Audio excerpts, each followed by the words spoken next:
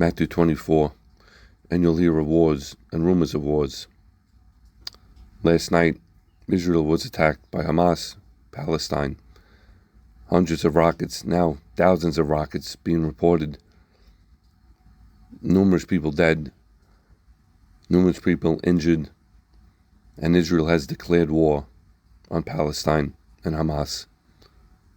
The Lord Jesus Christ is coming back very soon, and as these signs continue to grow, you need to keep your eyes open. If you're not a believer, you need to read, and you need to figure out what's going on in this world and learn the truth to what is going on in this world, instead of saying what is going on with this world, because so many non-believers are saying that.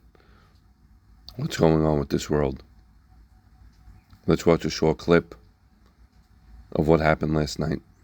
Not seen in 50 years, almost to the day to that Yom Kippur War in 1973, which also caught Israel by surprise on a holiday. Today is a holiday, technically, at Simchat Torah, also catching Israelis by surprise. 6:30 a.m. is when this started, a barrage of rockets coming from Gaza towards Israel, and it has not stopped since that hour. We have seen now thousands of rockets fired, including as far as where we are in Jerusalem. We've had at least 5 air raid sirens sending us into the shelters. We've heard multiple explosions in the air over Jerusalem. The same has been said for Tel Aviv as well as southern Israel. But even more alarming are these ground infiltrations. The Israeli military has confirmed that dozens, if not more, militants have infiltrated Israel from Gaza. We've seen videos of them on the backs of pickup trucks on the streets of Israeli villages, and as well as we know from the Israeli military that they are currently actively engaging in firefights with militants on the streets of several villages, as well as 2 army bases,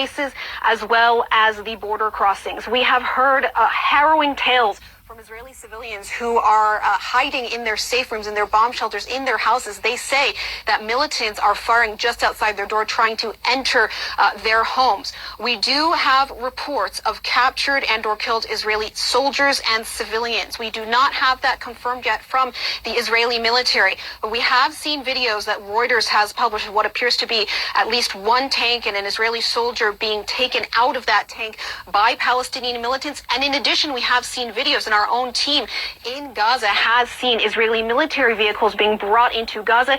Even the emergency services, Magen David Adom says one of their ambulances has actually been taken into Gaza.